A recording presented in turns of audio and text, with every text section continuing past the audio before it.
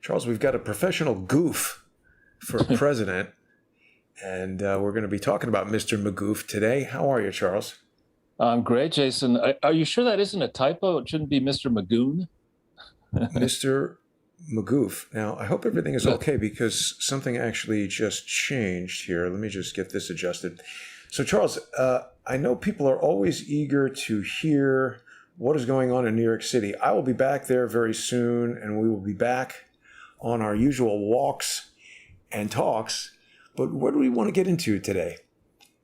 Well, if you want to talk briefly, we can open with a little bit about New York, since you brought it up.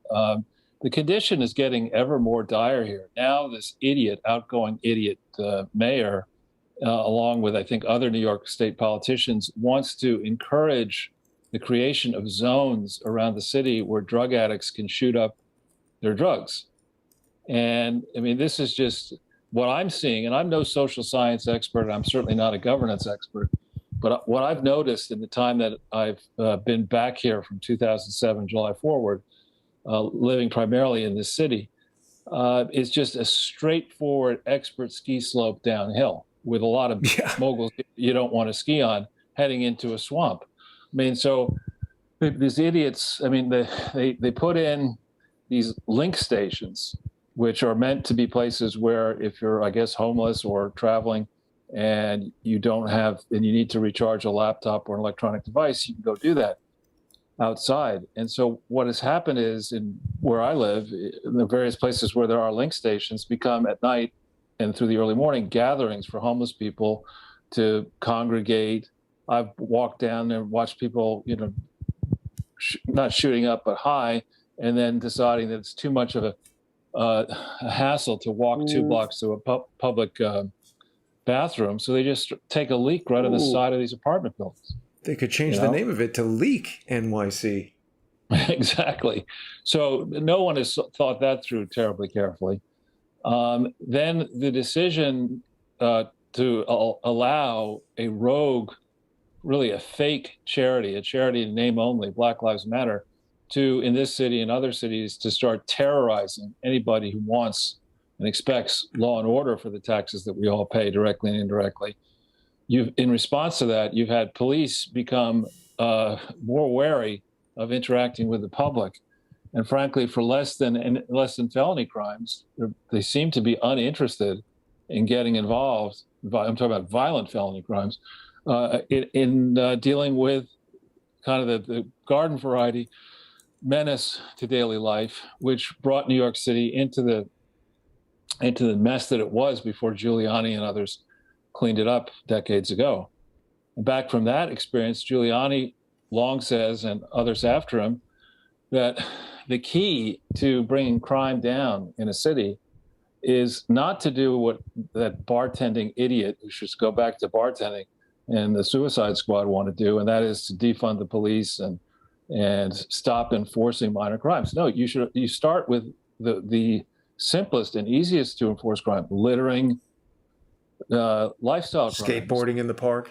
Exactly. You enforce rigorously those minor ones, and then the career criminals understand, well, if they're going to do that, I better not be getting into knocking people over the head with a stick and murdering and shooting and raping people, because if they're going to punish the minor crimes, imagine what they're going to do to me.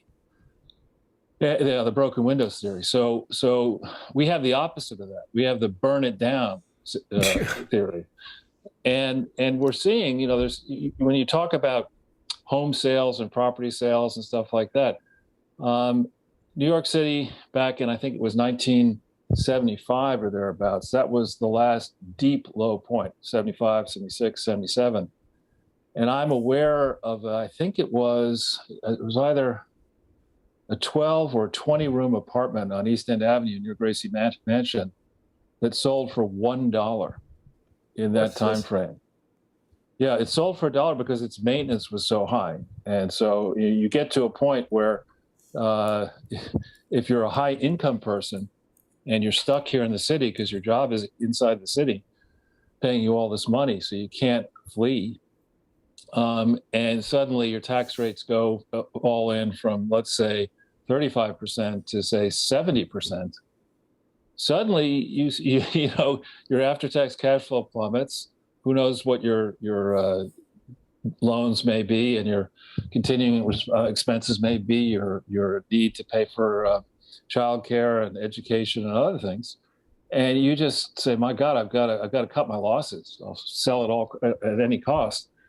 Wow. And I think we're not there yet right now, but we're close, particularly here in the city, from the standpoint of these ruinous inflation, the inflationary surge that Biden and others, and frankly, Jay Powell, who I can still consider to be a personal friend, but these ruinous policies have unleashed the inflation genie, and you're not going to put it back soon. You're not going to go back to pre-inflationary prices, I don't think. So with that, you have people who are, let's say, who should have retired long ago or who can think about retiring, who maintain multiple homes, one here and some maybe others elsewhere. They can look at big life-changing approaches. We've been experimenting, we're doing right now an experiment with Zoom, something I didn't even know about a couple of years ago. And sorry, Charles, let me just keep you on inflation for 1 second, because I've just found this, I bet not too accurate article from the Crapola non-news network. This person is saying that inflation can actually be good for everyday Americans and bad for rich people. That sounds like the opposite of what I think is probably true. You lost me at CNN, but why we're even reacting to this? I mean, first of all, let's take it step by step. Most people who get paying jobs writing, if you look into their background, have crap math understanding and are very good expressing themselves writing. Right. The state of education concerning finance and economics in this country is abysmal. Even for the brilliant people. This is the dumbest piece of shit article. I don't even need to read it to tell you, but it's absurd. Because it's like, why a nail through the head might actually be a good thing. That's right. Yeah, I mean, I meant to write. I wrote it differently. The title should have said, "Inflation can actually be good for poor people and bad for what? Can be good for rich people and bad for poor people." But anyway, it is a simple fact that the scores that we use, that economists use to decide whether an economy and people are doing well or poorly, is incomplete. It gives you an incomplete picture. We ignore the fact that approximately 90% of the people in America, the richest country on earth, large country on earth, approximately 90% of these people, of our people, have no net financial wealth. In other words, they have exclude a home and a mortgage. That's really a living, it's a cost of living. Take that out of the equation.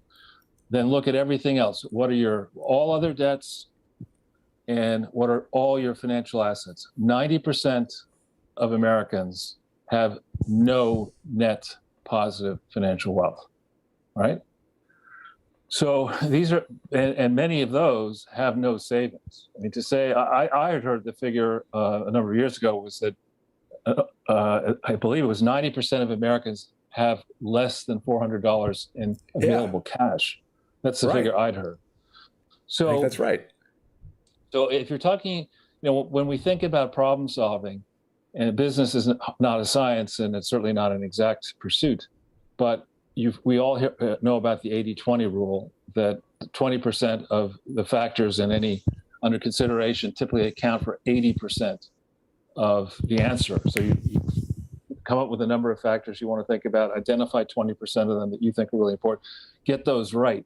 And once you get that right, you've solved 80% of the problem, then you start refining to get as far as you want to go. Sometimes it doesn't make sense to get much better than 85 or 90%. I mean, you could spend a lot of extra money to get to 91% of the answer, as an example. But if we start by saying that 90% of Americans have no financial wealth, okay, these are the people, the poorest among us in terms of wealth. When inflation comes along, how are you supposed to come up with the money to pay these increased costs? You have no wealth, you have no savings, And typically, when you in a raging inflationary period, where there's no opportunity for the labor force to be replaced, um, maybe you go back to say the 70s where you have strikes, right, where it was tougher to replace. There was not really outsourcing outside this country in the 1970s to the extent there is now. There wasn't the ability as robust as it is today to go and say, well, let's start Crowdsource the Truth the way you did, Jason, instead of the way you would have had to 10 years ago. I mean, how many more people would you have needed if the technology existed 10 years ago? So today, when businesses are confronted with soaring costs, what they look for immediately are ways to get rid of employees. So you're one of those employees. You have no savings. Now you learn that General Mills is going to raise the prices that it charges to its wholesalers, not at the retail level, by an average of 20% next year. It's a big food company. What are you going to do? I mean, you're hoping that you keep your job. You're hoping that you'll get a raise. You're certainly not going to get a raise that will cover you after taxes. It will make your after-tax income go up by the amount of inflation. And inflation is also, you can count on the government to say that inflation is 6%, when we know, in fact, that it's probably not 6%. It could be 12%. It could be 9%. And when we think about there's the inflation in costs that you really can't do much to change. I mean, you can't say, what I'm going to do next year to cut my costs is I'm not going to drink any liquids of any kind, and I'm not going to eat any food, and I'll make it through the year. I mean, you can't do that and survive. Or there's certain things you have to buy. And that's just to maintain your present lifestyle. If you want to go and transform yourself, either by improving your physical condition in terms of exercise and health clubs and stuff like that, that costs money. If you want the next generation or members of your family to have a better future, that means getting a serious college degree, not at these places that are infected by woke assholes or wokeism. And also getting a professional credential. It could mean today that it makes more sense and I'm not joking here, and I'm not looking down my nose at anything. It might make a lot more sense to be an electrician today than to go, or a plumber or construction worker. Well, we're going to need more of it than to go to either a prestige university that's run by woke idiots, or to go to a middling university where your job prospects are not so great. And certainly as you think about doing this, I mean, it used in my ancient day, in the prior millennium, from 1974 to 1978, the argument that liberal arts schools made was the reason you want to come to these schools is it helps shape the way you think. It introduces rigor and logic and context into the way you define and then attempt to solve problems. So you want these amorphous studies. That's what they would say. That was back in the day when these universities were open-minded. They really did engage in a process of, in theory, trying to understand what truths may be. Today, this is a great meme here, Charles. Adam has a bachelor's degree in philosophy, $100,000 in student debt, can't find a philosophy job, and believes that people without a college degree are stupid. Chris had a 4-year paid internship, no student debt, earns $80K annually, and he just disconnected Adam's electricity. Exactly. Exactly. I would point out that both need to support my holdings of Gillette by getting some razors. But anyway, so when we think about the cost of actually attending and paying for these better schools, those costs since about 1975 have soared much more quickly than inflation. You want to talk about a crisis in inflation? That's one of them. Instead of getting that moron Pete Buttigieg, putting him on a bike in a bike helmet, and thinking about just the supply chain, we should also be thinking about the supply chain of educated young people. I mean, that supply chain is in a horrific state right now. We're taking we're letting our kids be, in quotes, educated. They're really being indoctrinated in public and private schools, and their minds are being poisoned, both with garbage that doesn't really explain the history or put them on a path to being productive in the future.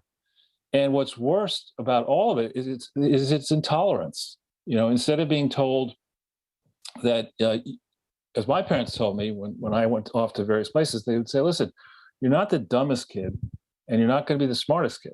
When you go into these places, you need to understand there are always going to be people that you can learn from. That's what you should try to do. Go to these places, find the super smart teachers and students, and learn with and from them. Now it's, there's only one answer on the environment. There's only one answer on Roe v. Wade. There's only one answer on this, one answer on that, one answer, and that's just silliness. So, so the inflation in the cost of higher education and professional credentials is a serious problem for people who have no wealth.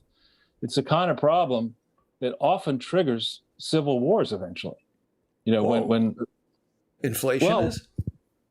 Look at this through the study of history. Absolutely. When you have when populations find themselves in a place with no savings and with shaky work prospects and with goofballs, there was a movement in American history called the Know Nothing movement. That's I think not what's happening right now. I think they knew more than Joe Biden. Right. This actually might be a nice little time to digress and that talk about that Build Back Better movement, but yeah, whenever there's runaway inflation, it doesn't have to be 6%, but or 20%, but whenever there's a sense that your prices are going up, and that you don't have savings or income to cover those prices, and you've got kids and you've got family and you're aging, you start getting really concerned. Yeah.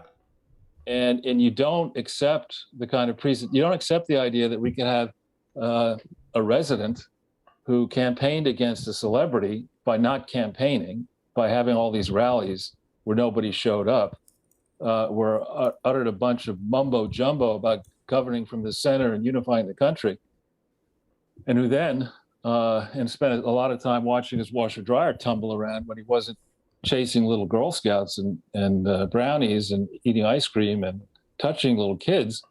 That guy comes in and the media declares that he's the winner.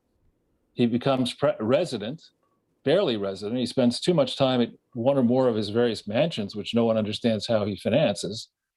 More on that later when we talk about Miranda Devine's book. But and the practice that he is now using, President Goofball, is to wait forever to give a press conference, just make some comments, and then not take any questions. Imagine also cancel 50% of them. Yeah, well, imagine if Donald Trump had refused to take questions. Our press corps, including Peter Doocy, he's being held up as a hero for asking tough questions. When Donald Trump was president, he I don't know that he ever got a true softball question from anybody, which is actually, I think it's important for journalists to remember that they're not the leaders of this country or any country, and to be respectful of the people they interview. But it's also the job of journalists to ask tough questions. What are the editors in the mainstream media now? Where are the business executives? How do they defend the ways in which they just assaulted Trump? And then how do they explain Trump's willingness as a person who is, I guess he's a few years younger than Biden, but he's certainly not 50 years old. A person who would get up, travel, carry out the frenetic pace that he carried inside and outside this country, with meetings way into the night, little sleep, getting up in the morning, more meetings, more phone calls, more this and that, and being willing to stand up day after day, taking hostile press questions. Remember the trip to, I think it was Singapore, where, I've been to Singapore from New York, not obviously on Air Force One, but on a nice seat and everything. And that's an arduous trip. Yeah. Right. Even if you've got the comforts of a bed and whatever medical care he has, or a president has in that kind of a trip, it's just, you're traveling all, to the other side of the earth. The climate is hot and humid. Even with all the the catering that you get, the care that you get, you still got to deal with this time change. And so for him to go through the contentious meetings that he had and then stand up and before a packed room, taking all kinds of questions, I think it was for almost 2 hours with no notes. I mean, that's impressive. And it was hilarious. That was one of the best parts of the Trump presidency was his, back and forth banter with the press. You know what? I've done this flight actually, Charles, New York to Singapore for the 3D Expo in 2009 or 10, 17 and a half hours, longest commercial flight available. Yeah. Nonstop. Yeah, it's a killer. And so for him to do that, we have Trump's policies. Trump spent every day that he was president, when he wasn't fighting off the 2 impeachments and dealing with all that stuff, he was constantly trying to think how to make economic opportunities greater in this country, not purely for white people, but he would go on and on and on about how he was increasing opportunities for minorities across this country, for economically vulnerable people, for older people, for younger people, to increase business formation, to make communities safer. And he spent every waking second trying to do that. This goofball, I mean, you could say what you want about pipelines, and you can say what you want about green energy, but what you can't say is that in my first official act, I'm going to blow up this Keystone pipeline. And then in other acts, I'm going to make it very difficult for the most important, the largest contributor to our economy is the fossil fuel industry, actually. What I'm going to do now is put a noose around that industry in terms of more regulations and changing the tax treatment and creating uncertainty. And then I'm going to, when I finally get around to doing some leases, I'm going to increase the lease cost by 50%. And then say, and what I need to do on top of that is I need to launch a commission or a panel or whatever to investigate why energy prices are going up. Just go right. You don't need to do that. Look in a fucking mirror. Did they really do that? Launch a committee to figure out? Yeah, he called for that. Yeah. That is just crazy. I understand that. And it gets to a point, I think what we're seeing as a country with Trump, people said, well, he's vulgar and he used curse words when he shouldn't have, and he called Hillary crooked and all that kind of stuff. He's a bore. I think actually what Americans are finding out is that we're too polite. In any serious business, which had a board of directors that was taking its jobs seriously, their job seriously, a chief executive with this abysmal performance would have been Jack Dorsey a long time ago. Jeff Imp, right? I mean, you would say, Jack, here's him. Charles needs to get his Procter & Gamble shares up in value. They own Gillette. So first step before we cut your pay and your pension and your office and your connection to the country, we're going to give you a nice shave. But, this performance here is abysmal. I mean, you go back to what was it Gates, Defense Secretary Gates, I think Robert Gates, who was in the Biden cabinet. I'm sorry, the Obama. The Obama cabinet as defense secretary. I think he wrote a book in which he said, among other things, that Biden has distinguished himself, in quotes, by being wrong on every major policy decision that he's ever had a voice, given voice to. Every single policy of his has been wrong. This is a man who is a Republican, but served as defense secretary in the Obama cabinet when Biden was vice president. He writes a book saying this. And we see this now. This guy, Joe Biden, does not understand how to make money legitimately in business, right? He was brought in by the Democrats, sold to the world as a solution, a career professional politician who would unify the country. And from the middle, that's what we were all sold. And that's what, in theory, may have led to his in theory victory in November of 2020. And I'm saying in theory and quotes and all that because we really haven't had a rigorous investigation of that election, the kind that Hillary Clinton would have wanted in her own case. And before people give me a hard time about that, remember, that Hillary Clinton to this day is walking around saying, as are her people, Terry McAuliffe and others, saying that George W. Bush didn't legitimately win the 2000 election. Donald J. Trump didn't win legitimately the 2016 election. There you have it. So if she can say that kind of stuff in the Washington Post, I could surely say what I'm saying on this podcast. They should block Hillary Clinton from everything. Well, you see, it's interesting when you study, and I'm just an amateur student of this, but when you study the period that really the 100 years that led up to the creation, or the 200 years that led up to the creation of this country, realize how smart some of these founders were.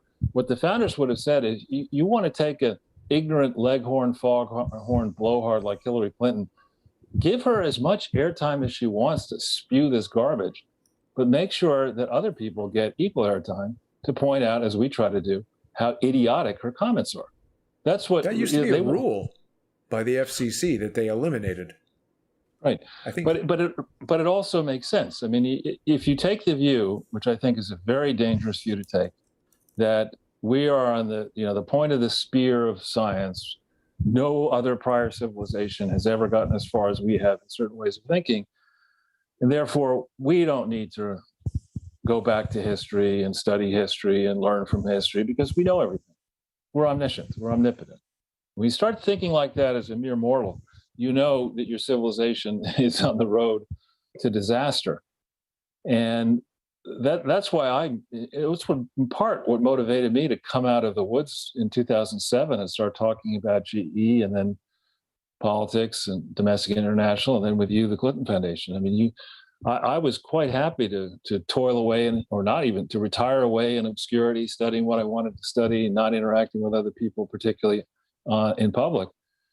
But I think now we're in a mode where it's incumbent on people who not only see the problems but see potential solutions to stop just complaining and start voting and start mobilizing other people to vote. And so, if we go back to Biden for a second, I think you have that clip, which is, I mean, I don't know if you can put it up while we're talking or maybe link it later, but the one of his great performance on Build Back. You got it? Let me just bring it up here. Sure. Yeah. Well, actually, sorry. Oh, yeah, no, it just got blocked for some reason. Hang on. I wonder. It's not one. This is going to be his most popular video maybe ever. Here we go. We got it from Breitbart. They'll have it. Good. This is just brilliant. Unfortunately, I don't have audio set up here, but he's giving a speech telling people to build back better. Which is a stupid slogan in the first place. Indeed. It's not like, in private sector anyway, it's not like people want to screw things up the first time. They try to get it right before the owner takes possession of the new project. And it's just it's clear that a team that can run a speed, then you look at the person doing sign language. Charles. Build back better and just have it fall off. Yeah, never mind. Right. Don't worry about that. It's just the buffoonery knows no bounds. Well, but how many views did that thing get? Do you know? You know what? Let me find it on YouTube and we'll see. I bet you that's the only Joe Biden video with likes. Well, I saw the comments there. It seemed to be in the thousands for something that's been up for like 24 hours. So that's funny. Yeah, and so the whole argument that there's several amusing detective novels and spy novels or whatever that use the same ploy. You have somebody knock on your door and say, Mr. Goodman, you have a serious problem with your roof. Have you looked at your roof recently? Assuming you had a house. You say, well, no. And they say, look over here. That piece of the top of the roof there looks pretty wobbly to me. And, we'll give you a free estimate of how to fix the roof. And so you make the mistake of letting that person go up on your roof and they proceed to destroy your roof. And then they say, well, look, it's only going to cost you think it's going to be $75,000. And they say, well, no, it'll only be $15,000, but I need $7,500 up front. and you give them the 7,500, you never see him Never again. see him again. There's another thing going on with roofs that I found out about. There was some kind of scam going on where roofers were able to get some kind of insurance subsidy or something like that, and they were going and like actively seeking out people to get this, and it just racked up the whatever it was so much. But that's what we have here. Most of these people who bloviate like Biden and others, Mitch McConnell, the Republicans, Bush's, Obama, and many others, they stand up and they just, with a very smug air, say, well, the way we've been doing things all along is completely wrong. We need to tear everything up and start all over. Like, well, who said you know how to do things better? Show us one aspect of your life where you come up with a revolution in a good way, revolutionary improvement that's benefited society at a reasonable cost. Show me one time you've ever done that. And none of these morons can do that. So in a way, I'm sort of with, there's this guy, is it J.D. Vance, who's running for the Senate in Ohio? He wrote a great book. I think he went to Yale Law School. He's a conservative, though. And he's of the school of thought, as I think I am. Yeah, is it J.D. Vance or? J.D. Vance, yeah. Yeah. He grew up really poor in Appalachia somewhere. And so his book writes about his experience going to a Yale law school or wherever he went undergraduate, and how everybody assumed he was rich and hadn't suffered in the way people do suffer in the inner city by growing up in Appalachia, and his struggles to kind of make people understand and how he learned from all. He's a very, very gifted writer, and he's a hard ass on wasting money in government. And I think that his viewpoint, we've got this looming crisis on pushing the debt ceiling out another month or thereabouts, and then also thinking through what we want to do with this additional $2 trillion or whatever it is spending. And his viewpoint is just let's just go over a cliff here. Let's not give the government more money, and let's see how much money the government really needs. Let's put them in a credit line's finished. How about fire half of them and tell the remaining half to work twice as hard? You could easily do that. Right. I mean, again, and it used to be that people in government, there was an ethic to think through and say, we're not just going to get some vague law passed that says, gives you broad contours and how much money might be spent somehow. It'll be a specific law. We'll fight about it. It'll take time. We'll do cost-benefit analysis. We'll consider it carefully. We'll have advocates and opponents face each other in serious debate. We're not doing that anymore. We're just authorizing gigantic multi-trillion-dollar spending packages, and not checking to see how the money actually gets spent, and not penalizing people who may have stolen, like Bill de Blasio's wife, for example. Yeah. Yeah, I mean, that little heroin station idea is a terrible one.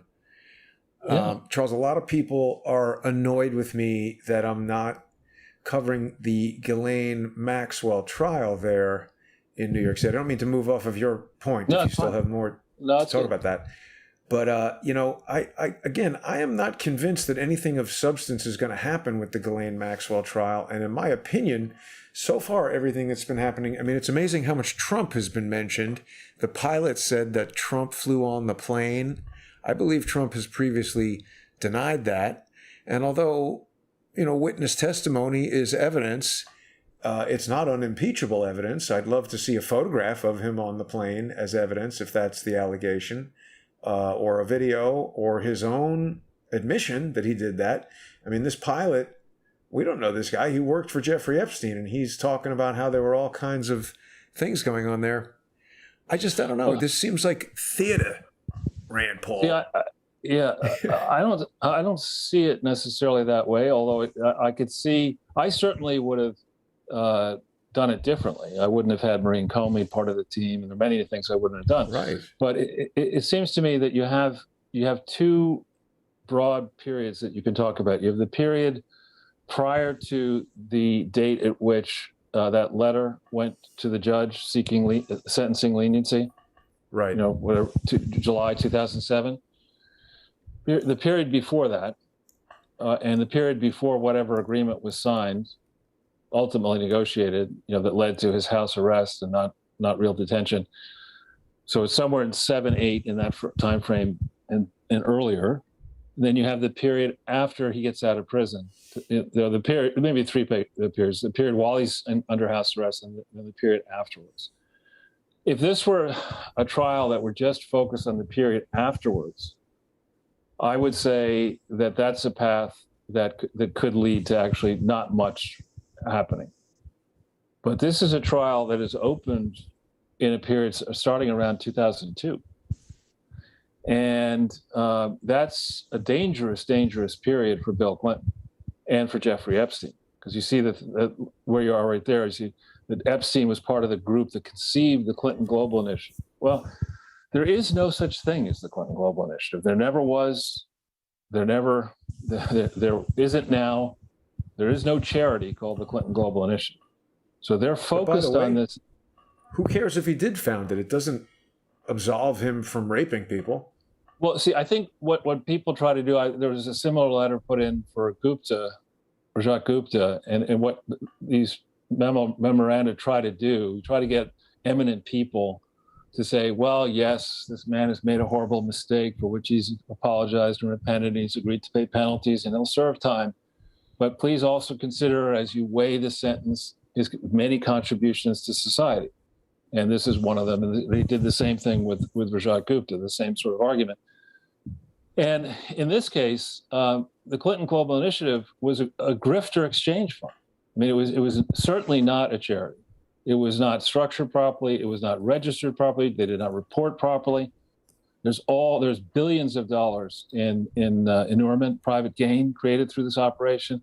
People who paid whatever small money they had to pay to show up at this thing, and then used their time on this 2 or 3 day event to network with very rich people and governments to try to concoct deals, and may or may not have made money out of that process. All of that stuff needs to be disclosed. And the fact that the prosecutors are building their case starting in and around this period makes me feel hopeful that even if the prosecution bungles the case, more and more people who either attended the Clinton Global Initiative or hung around with Epstein are going to find their spouses and their friends, putting a knife in their backs. And the pressures that are now mounting, I think, on people who would have defended Epstein in the past, people who consorted with Epstein in the past. I mean, we think, for example, of Harvey Weinstein. Who wants today to say, well, he's actually a gifted filmmaker? I mean, maybe right. He is, but I don't think you're going to, unless you live in Paris and are hanging around with Roman Polanski, I don't think you're going to rush to the defense of Harvey Weinstein. What's his name? Harvey Weinstein, yeah. Who was, by the way, intimately involved with Epstein and Clinton and Ghislaine, and I think was a central player in this whole thing. I mean, Hollywood, perhaps you should talk for a bit about this, but Hollywood has, by reputation and my understanding, its biggest problem used to be that you had all these people from around the world, bright young things who thought they could be a star, showing up in Los Angeles, desperate to do anything to get into a movie, and all these creeps in the casting couches, erecting a, in quotes, toll booth to turn one beautiful person who's just as beautiful as the next beautiful person into a starlet. I mean, it's just a zone where the potential temptation is huge, and the people trying to get into the industry, there's going to be at least one weak link who's going to say, I'll do this. Sure. I think there's many more than one. I've spoken to a number of female friends who are actresses who, the thing that I find, obviously it's horrible when people in power use that power to manipulate other people, but the thing that I find a little bit hypocritical about it is that I've observed plenty of occasions where individuals willingly went into that and said, well, I'll use this asset that I have to get what I want. And yeah, Harvey Weinstein is a terrible guy. I'm not going to tell you what a friend of mine who is a visual effects producer said that Harvey Weinstein said to him when he wasn't satisfied with the visual effects, but it was quite tasteless and inappropriate and not appropriate for our show. Right. we'll just imagine it. But anyway, I think so this period, if the prosecutors wanted to focus on a period which was closer in time to today, and wanted to limit the inquiry, then I would say there's more potential to have this just go off the rails. But so far, and again, I take your point, it could be a gigantic setup. This could be the play of the mother of all plays, where they say, look, we want this thing to preoccupy people during Christmas, Hanukkah, so that they don't notice what we're going to do next on the global reset, on the Build Back Better, on shunting the Hunter Biden thing to the side. So yeah, let's let this play along. And then for some technicality or another, she manages to kill herself by jumping 12 feet in the air and, hooking her neck on the back of a light fixture somehow in the middle. We certainly hope nothing happens to her, but something might. Sorry to interrupt, Charles, but have we ever seen a full resolution version of this Gerald Lefcourt July? Because I got it from Malia Zimmerman. I forwarded it to you by email, and we did it. Okay. We did a show where we lifted in one or more shows where we were able to. She definitely sent it to me by email, and because I remember seeing a better version of it than what we have here. I'll have to go back and look for that. I remember seeing it, and it can't be found anywhere online. I'm going to have to publish that. But we have it. We have it, and so the thing of it is, it's like, unless you're operating in hopelessly corrupt country, which maybe New York City has become. I think we are. Yeah. Generally speaking, I'm no lawyer. I'm certainly not an expert on criminal matters, but I would have thought basic logic would tell me that if I got tagged for something and I was about to sign a prosecution agreement and pay a big fine, I don't think I would be instructing my lawyers to lie about what I had done in the past and to claim that my creating a fake charity and letting squiring Bill Clinton around a bunch of corrupt African countries, pretending that he is authorized to fight HIV and AIDS through a charity when that wasn't the case, and then doing a convening operation around the time of the General Assembly, where you get a whole bunch of grifters together and use that forum as a way for people to build, to create deals, and also to maybe pay off politicians around the world. Those are not things that I would brag about doing in trying to get my sentence reduced. Is that it? This is something. It looks like it's signed by the state attorney. Oh, look at that. Is that Epstein's? That's just somebody writing his name in there. That's offender. That could be. I think he was sentenced around that time. The letter went in July of 2007. He was sentenced around June of 2008. Now, remember that's a very important time. June of 2008. That's June 5th or thereabouts is when Hillary and Obama, in theory, smoked their peace pipe at Dianne Feinstein's one of her mansions there in Washington D.C. Can I just point out for a second that the Department of Justice or whoever has a photocopier that's worse than the public library in 1978? What the hell is going on with this scan in 2007? Looking so illegible. I don't know. But I don't think that's the settlement agreement, is it? Or no, I don't know. I'm looking for this Lefcourt. I can't access my email easily right now, so I'll get that later and we'll look at it in the future. But I'm just sort of scanning around the internet for documents pertaining to Jeffrey Epstein that might be interesting. Charles, this is curious. See this white outline around the type? That's reminiscent of. I'm curious what causes that. I haven't really observed that in too many documents, and we're not getting it over here. Yeah. Very curious. Yeah, that's way out of my area of expertise. But so the Epstein trial goes on. Durham is, in theory, watching, doing whatever he's doing. And we're owed a report, I believe. Dude's getting paid by the hour. Well, a lot of people are getting paid by the hour on that thing. And there was a burst of activity when those two additional people were indicted, and there's more work to do. The Clinton Foundation has reported, we covered that, I think, in one of the recent broadcasts, And I got a Google News story. Is that the actual? Oh, no. There's a No, Google News story saying that the Clinton Foundation contributions were down 75% in 2020 compared to 2019. And as we discussed in the prior, in a prior podcast, I mentioned that the more interesting thing to me is not that donations are down to a relatively small level, but that the foundation is now depending upon income from an endowment for which it has no authority to operate. The Clinton Foundation never asked for a general purpose endowment to raise money to do anything it might want to do. Had it asked for that, and had it explained that the Clinton Foundation since November 2nd, 2013, has in theory been controlled by Bill and by Chelsea, and for a period by Hillary too, at each board meeting and then in between board meetings, pretending that it was meanwhile a public charity.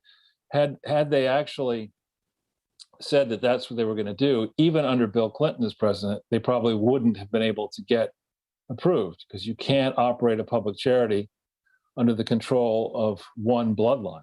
You can't do that. This charity, in theory, can operate in perpetuity.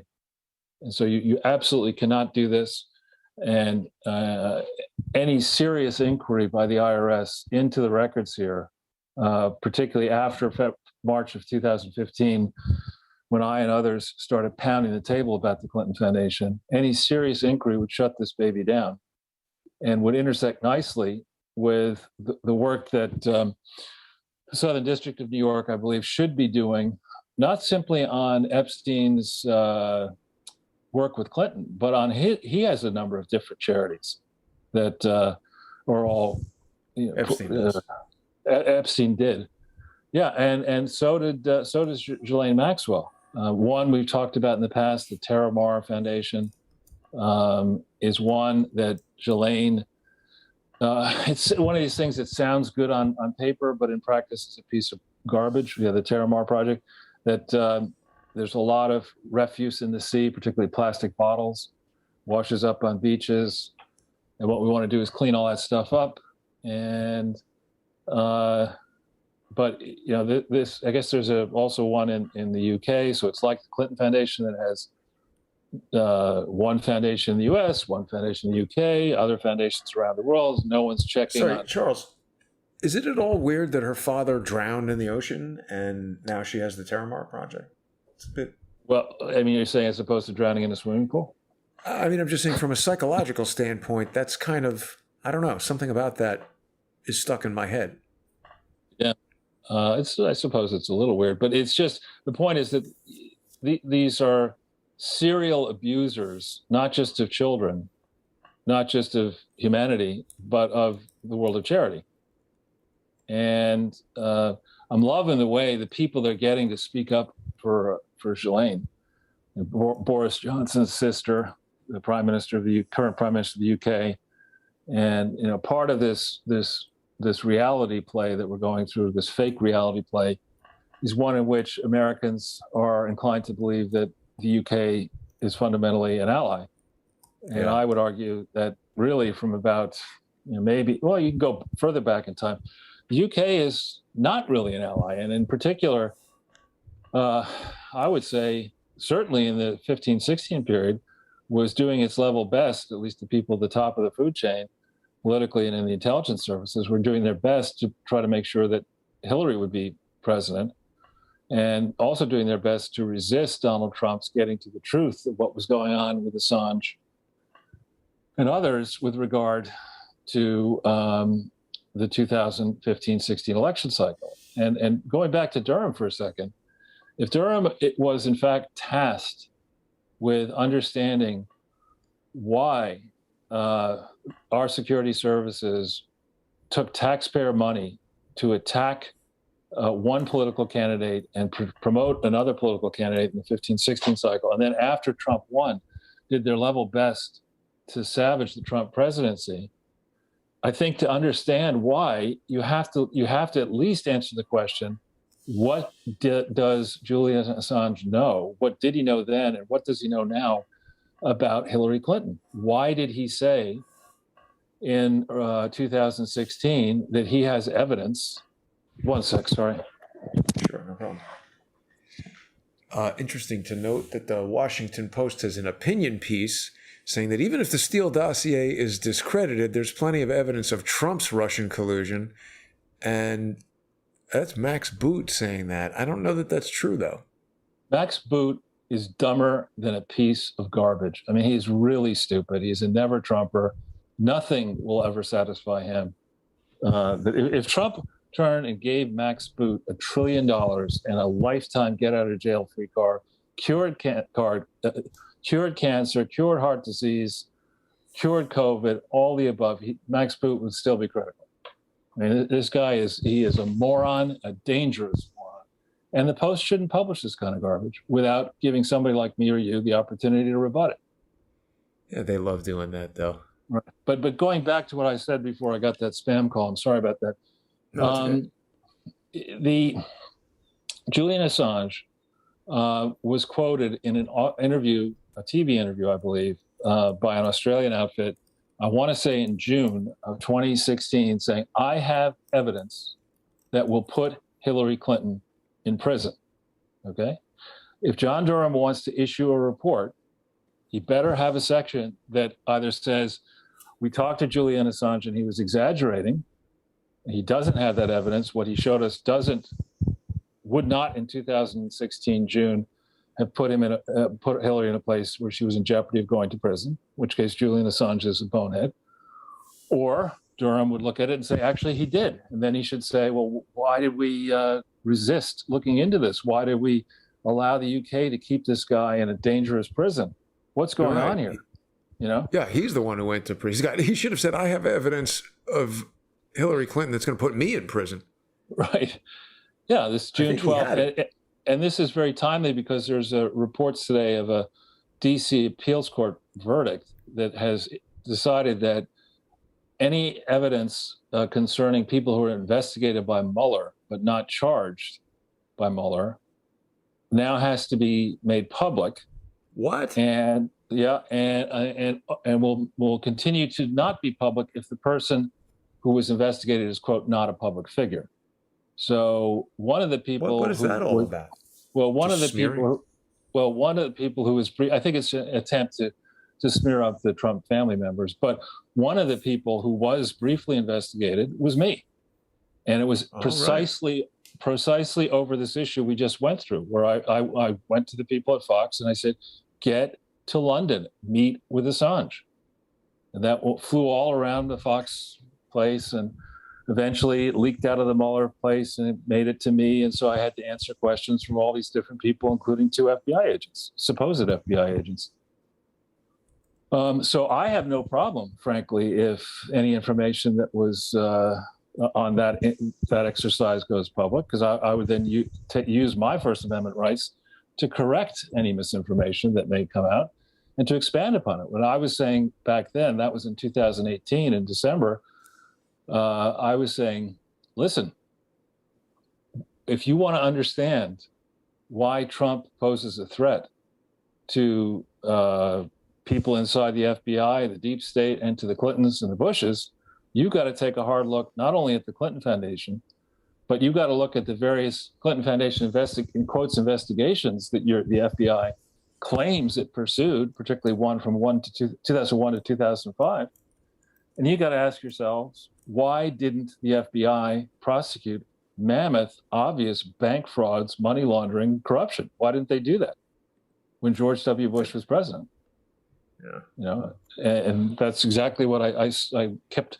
Almost every answer to any question had me going down through a different angle of that argument, to the point where these FBI agents finally said, listen, we're not authorized to go down into that lane right now. We just want to know about your relationship with Peter Smith.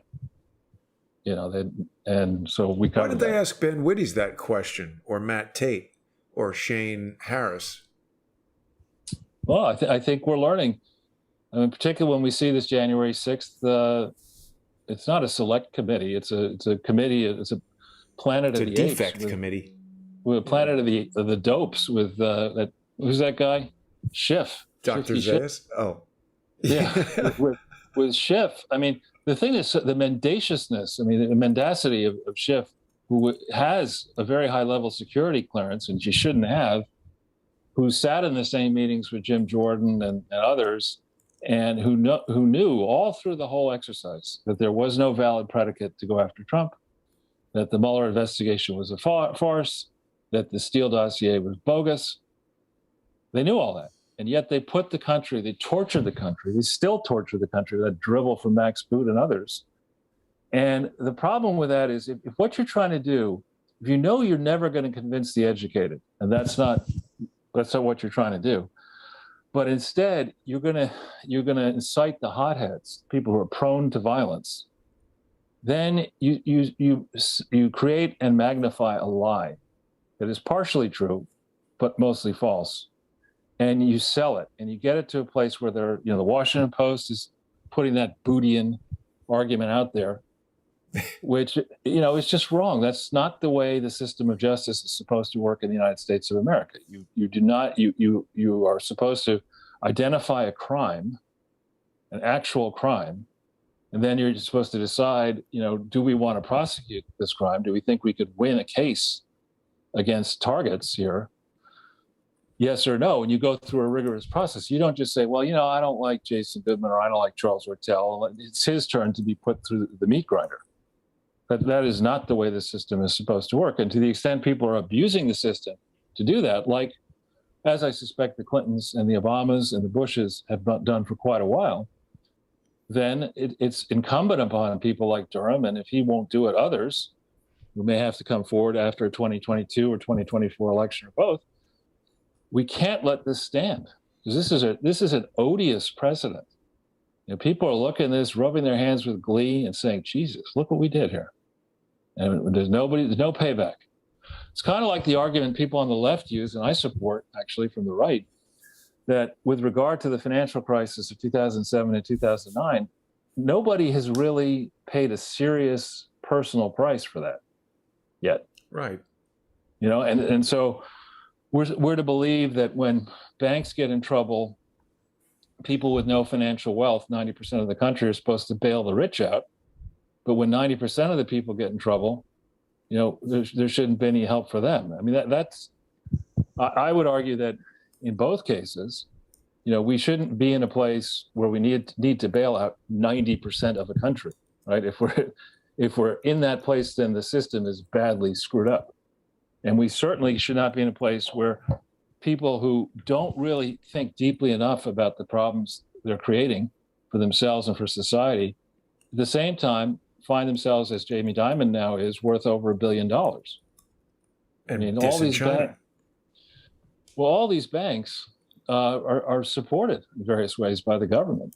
It's not like Crowdsource the Truth yet is getting a government subsidy. Don't want it. I know. I'm just saying. But so there definitely is a great deal of inequity here. Yeah. Now, Charles, while you were talking earlier about these foundations that Dead Ep is involved in, I was reminded of that thing called the Humpty Dumpty Institute. And I don't know that I've ever exactly looked at this webpage before, but it's interesting that it shows. So first of all, I don't know exactly what Jeffrey Epstein has to do with this, but it's got the world as an egg. And some of these victims have testified that there was something about Jeffrey Epstein that was egg-like in his pants. And they show the UN building here. In my Son of Sam series with Manny Grossman, we've been recently speaking with retired NYPD detective James Rothstein, who said that there was a child trafficking pipeline in New York City that specifically brought children to the UN. And it's interesting to see this Humpty Dumpty Institute feature the UN on there. What do we know about this thing, Charles? I know absolutely nothing at all about it, but I would say that any charity that is involved helping vulnerable children, vulnerable people of any kind, is a charity that ought to have a special regulatory regime. Yeah. right? Particularly now, when I don't know how much cable TV you're watching and flipping channels, but there is just a nonstop barrage of ads showing, 2 minutes of abused dogs, followed by, Holocaust survivors in the Ukraine. And, wasn't the Holocaust over by 1945? So you're talking about almost 80 years later. I mean, who are these people who are still, but anyway, there's one egregious tale of woe being told by another. There's that Cars for Kids ad that's really annoying, and it's easy to weave a tale of woe here. And at a time of year when people are thinking, you know what, if I can afford a fatted calf or a turkey or whatever dinner, I could certainly afford $100. Let's just give 10 charities $100 each, and we'll do that every year, and we'll feel good about what we've done without checking anything. This is a zone that invites potential for fraud. Yeah. And in particular, I'm reminded, for example, of the American, I think it was the Cancer Society, or it was either Cancer Society or Heart Association, one of the two, raised a whole bunch of money for 9/11 and then didn't spend it on 9/11. They said, well, we had other things we had to spend it on. So things that sound good often are horrible. And there really should be, this is an area where there should be a bipartisan approach to exposing charity fraudsters. There ought to be, not just because I think I could help with it, but there really should be a system that incentivizes people on the inside to come forward and say, you know what, we're saying at the Clinton Foundation that we're helping people in Haiti, and that's not what we're doing. We're helping the Clinton family live like Papa Doc around the world, and the former Duvalier. Yeah, the dictator family. So this is a time of year where I would encourage people. I'm getting on my Twitter feed, different people say, well, take a look at this. Some very smart person is, there's a Golden Leaf Foundation, somebody on my Twitter feed is pointing out, that seems very suspicious. Offshore and the money. Well, yeah, it's it's your classic tale. It's apparently got some, is a foundation set up to administer a payment that was made to the state of North Carolina. And why is this foundation, does it have assets in the Caribbean and offshore? It's a good set of questions. I don't have the time right now to open up and look at yet another charity. I'm busy writing up not only the text, but the supporting reports on all facets of these many Clinton Foundation frauds, which will get punished in time. If they don't get punished by the court system, they're going to get punished in history. That's for sure. This was very interesting as well, Charles. Somebody found a document that seems to indicate that this multi-million-dollar, this Golden Leaf thing gave $99 million in 2018 for COVID-19 rapid recovery. How could this be? I mean, if there is a document that's existed since 2018 that uses the term COVID-19, how does that not stop every single thing that's happening in the world right now and trigger the biggest investigation into how the hell did you know about this in 2018? Yeah, I mean, we have to tread carefully. Going back to March of 2020, I think I've mentioned before, I was writing articles for various places, and I had done a deep dive into Ethiopia and specifically into Tedros. I was going to release a multi-part piece on the American Thinker concerning Tedros and the WHO and why we should be very suspicious of claims that the same team that had, quote, helped alleviate the spread of HIV into AIDS, specifically Fauci, Birx, and others, that same team, and this diabolical criminal, unprosecuted as yet criminal Tedros, that we should give them trillions of dollars to stop the spread of COVID. I just Googled suspicious and got this image, Charles.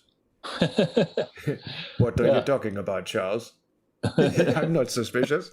I think you're losing your light there a bit, Charles. You might want to let me flip just on a lamp. give me one second. I'll just be right back to you. No problem. And while Charles is getting his light on, I want to remind people they can sponsor the show on subscribestar.com/crowdsourcethetruth and patreon.com/crowdsourcethetruth. It's December 1st, Charles. Happy December. The year has really gone by quickly, and the first of the month is always a good time for people to become sponsors I guess it doesn't actually matter, but for some reason people feel like they're getting the maximum value that way, and there's a lot of great sponsor exclusive content on there. So what's happening with Tedros now? Well, with Ethiopia, there are questions about, the government is a transition government. There are rebels affiliated with Tedros that are advancing in theory on Addis Ababa. There's concern that it could really escalate to a full-blown civil war. I remember thinking back as Trump took office or was about to take office, people on the left were saying, "Oh my God, this nutcase business guy, celebrity, he's going to get us into wars all over the world."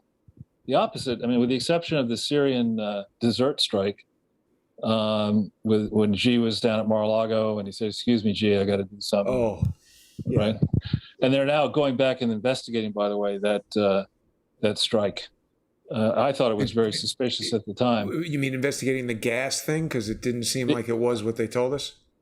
Yeah, at the time. Again, I'm no medical expert or science expert, but I'm on the one hand, you tell me that the gas that they were using is very, very dangerous gas that I would expect to see the people attending to the casualties covered up in suits that would protect the caregivers, but there was none of that, and it just didn't make sense to me. I don't think you'd say, "Well, we've got this gas is going in here, and we got to save these people who've been gassed," but you're going to go in, in a business suit or whatever they were wearing. On surface level, it didn't make sense. Wear a Dr. Fauci costume. The other thing that's happening now, Charles, is I believe today, or perhaps yesterday, Miranda Devine's new book about the crackhead in chief and his laptop from hell, it's out. People can get it. Yeah, I mean, we had and we still have, around the Trumps' kids and their spouses, we have various allegations continuing and escalating that while Donald Trump was a candidate and a leading candidate and ultimately the president, these family members were engaged in activities leveraging their contacts and for their personal and maybe later political gain.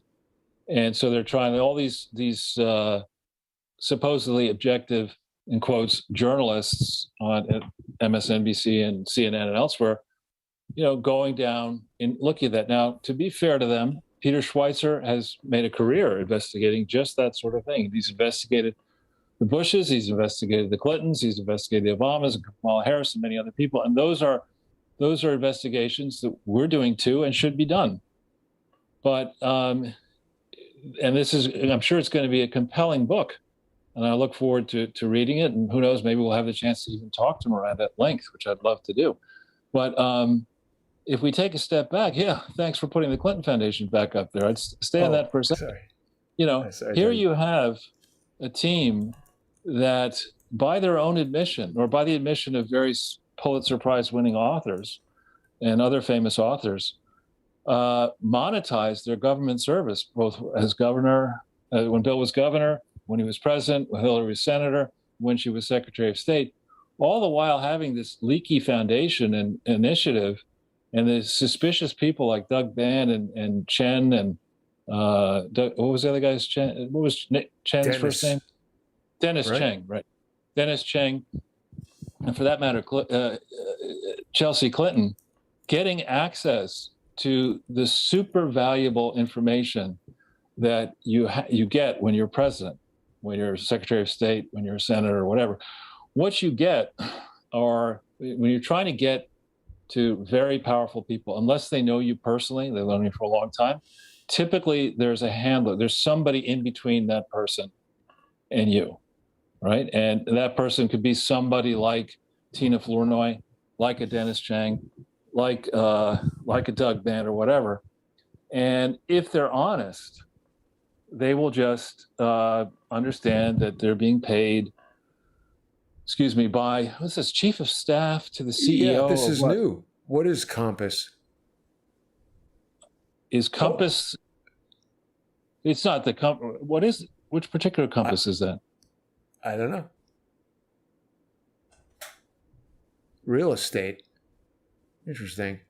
Yeah. Real estate technology company with powerful end-to-end platform that supports the entire buying and selling workflow. Huh.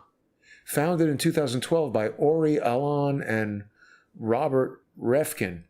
It operates in 22 plus regions across the United States, New York, Los Angeles. You know, it's interesting. I've noticed that there are a lot of social engineers who work in real estate, perhaps because that's a job that you can have and kind of not be at work. Where's its New York address? You went past it already. 95th Avenue. So it's downtown, Lower Fifth Avenue. Anyway, if you're doing this kind of stuff legitimately, right, and you're not trying to grift, and you're not operating a foundation, then having the personal cell phone number, or if they don't use that, if they like email or whatever is their preferred means of communicating, and knowing their routines, that they don't try to reach them Tuesday between 10 and 12, or it's fine to call them Saturday afternoon or Sunday, whatever. If you have all that kind of information and you have it for 10,000 people or 50,000 people, that is enormously valuable information, right? And that's what Band and Chang and Chelsea and Hillary and Bill have gotten through the operation of this Clinton Foundation, right? We've walked past this thing, Charles. Well, I know exactly where it is. Yeah, there it is. Huh. You see, what's the cross street there? 14th Street or something? Yeah, right? Yeah, it's 14th. That's not Cohen's Fashion Opticals anymore. That went out of business. Right. But it's an old photo. Yeah, I know where that 14th is. Street. Yeah. Interesting. See that? We don't have to be in New York to go to Fifth Avenue. Yeah. So, now, Charles, what about the second biggest dummy in the Cuomo family getting... But we need to finish on Hunter Biden, because sure. That's where we were going first, I think. Sorry. So it's okay. ADD. So that's all right. Hunter Biden's book and his approach and what's going to come out of this book so far is outrageous. But remember how Joe Biden on the campaign trail and recently as president has been bragging about he has spent more time with Xi than any other American politician. Okay, what were you doing? Strip clubs. With all this time. And let's have, if Max Boot or whatever that idiot's name is, the Washington Post want to have a real investigation, let's look at the trajectory of the Chinese economy from, let's call it 89 to 2008. Let's look at that trajectory and let's see how that trajectory has changed from 2008 to the present, just inside China alone, but also compared to the trajectory of the United States over the same period. And I think what we're going to see is that, because I've done some of that work, that China has, in theory, using the numbers that they publish, which I think are flawed and probably don't tell the real picture, has done very well, and the United States has not done as well as it used to do prior to the emergence of China as a contender for leading the global economy. So that's one set of issues. The second thing to consider is the fact that in that MOU that was supposed to protect Americans from potential ravages carried out by Bill Clinton under the guise of his Clinton Foundation, that explained what the Clinton Foundation was, in theory, December 12th, 2008, one of the things that was left out of that MOU was the fact that Bill Clinton had hosted in Hong Kong around December 1st, 2008, a Clinton Global Initiative International in Hong Kong, where he had gathered, I think it was Hong Kong, where he gathered together all these Chinese officials and international officials who were trying to understand how Barack Obama might run the country, and more specifically, how Hillary Clinton might run the foreign policy of the United States, at least in the first term. And that conference started almost to the minute that Hillary Clinton was officially announced by Barack Obama as being the Secretary of State. Tell me, you don't think that Chinese people and others were saying, well, wow, this is fantastic. The band is back. The gang is back in town here. We grifted like hell from 93 to January 2001. We got Hillary back in there. She's going to decide what America's foreign policy initiatives, which are the priorities and which are not going to be priorities. we got a way to pay the Clinton family off. Let's definitely sign up for CGI in Hong Kong. Right. And that's not even discussed in the MOU. So what the Chinese did with Joe Biden, when is that written? November 21? 2008. November 21. So okay, it's 10 days. Is it 21 or 31? I can't see. 21. Okay, so it's 10 days before the conference in Hong Kong. Wow. This is. And 13 right? years ago in a week. Yeah. Yeah. So Durham again needs to go back over ground, not simply in 2015, 16. He needs to go back into this 2008 period, and further back, he needs to go into the time when the Clinton Foundation was, in theory, established. What benefits did the Chinese government, the People's Republic of China, get under the Bill Clinton administration? What did they get? They eventually got Hong Kong. We didn't get in the way of Hong Kong being transferred in 97 after he was reelected. We allowed them into the World Trade Organization. And China is immeasurably better off in 2021 than it was back in 1989. And it's not simply Bill Clinton and Barack Obama and Hillary Clinton who screwed us. It's also the Bush family. And on this Onward Together, I just don't think you should be allowed to simultaneously have a foundation. Cheng was the development director for the foundation, supposedly a public charity. He was national finance director for her campaign, and now he's working in this Onward Together thing, which I think is a 501c4.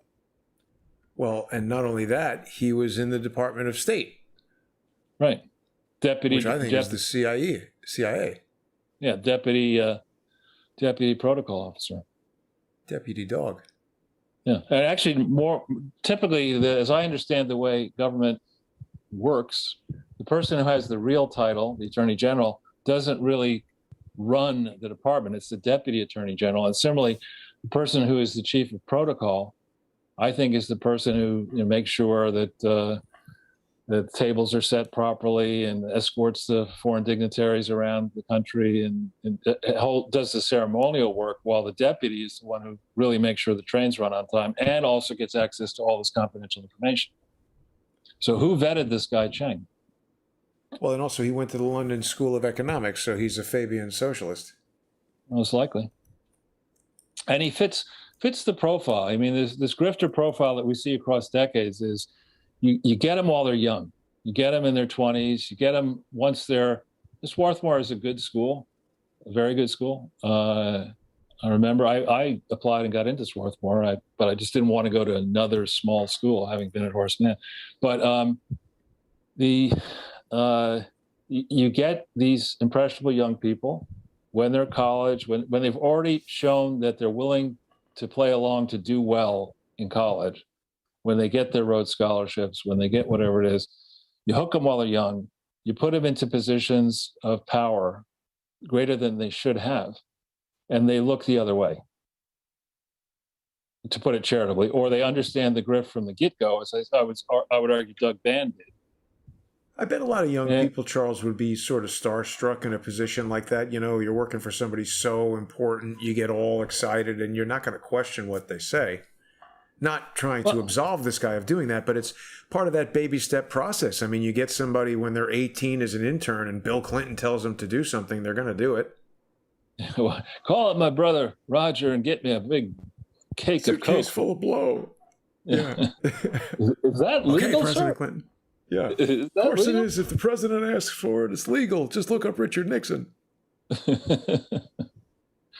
Yeah. Oh, so somebody gave pigeons a cell phone. That's a smart idea. It's gone. But anyway, as regards this Hunter Biden thing, I mean, this is much worse than an appearance of impropriety. I mean, the standard used to be that if you're in an exalted position, business, government, religion, whatever, not only should you abide by the law, but you should avoid the appearance of impropriety. I mean, That is impropriety. If Joe Biden had a yacht, he'd call it impropriety. My impropriety. I mean, I it's think just Hunter Biden, everything he does is an appearance of impropriety. Look at this. He's got a, looks like a brand new Panamera GT3. This is a remarkably expensive car. Is that electric? No, the Taycan would be the electric Porsche. The GTS is going to be like the top of the line. Well, where did that woman get her bell bottoms? Who the hell knows? Is that Hillary? But, looks like it's about 130,000 without any options. From 130,000. This is the Porsche website here, Panamera GTS. We could build and price yours, Charles. Build your Porsche. That's not going to happen. But in the case of Hunter Biden, what we're learning in the details of the excerpts so far that have been floated in the Post and elsewhere are incredibly damning. I mean, Joe trying to say, as he did in the campaign trail and afterwards, I never discussed business with Hunter. No, you discussed graft and corruption. That's what we're talking about here. You may think that it's business, but just getting 10% of a deal for doing nothing while you're vice president or about to become president, that's called corruption. If you didn't declare it on your taxes, it's called tax evasion. And if you're helping the Chinese to launder dirty money, that's potentially called treason and money laundering. And what's that? That's his favorite pig? I don't know. That was just, you were talking and there was a photo of a pig there and it felt like the right thing to show. Yeah. You know, I got the internet in front of me, Charles, here, so I'm extremely distracted. And plus, I think I'm prone to distractions. I can't believe this kid is the high school shooter. He looks like he's 6. 15, I think. I mean, that could be a picture when he was younger. But yeah. So on the question of families grifting while they're in power, I mean, that seems to be the tale of the United States, certainly from '89 to the present. I mean, I remember actually as the Berlin Wall was coming down, there was I was interviewed when I was at Dillon Reed for something called Directors and Boards magazine. And the subject, people were wondering, is this going to be good or bad? You know, now that countries are all going to compete again, we're not going to have as much government involvement. I saw it as a fantastic opportunity for me and for any American going forward, and naively felt in 1989, after 9 years of business, that America would become less corrupt and teach the world how to make money without doing so the way tin pot dictators do it around the world. And instead, we've become a tin pot dictatorship. Yeah, I mean, it's not quite as bad yet as Castro. You know, pretending for a number of years that Castro wasn't dead, pretending that this idiot understands how to lift Americans' hearts. He's a scold. Did they He's pretend an angry... Castro wasn't dead? For a while, I thought they did. May have that wrong. Wow. We've been pretending that Joe Biden knows what he's doing for 30 years. You and I haven't.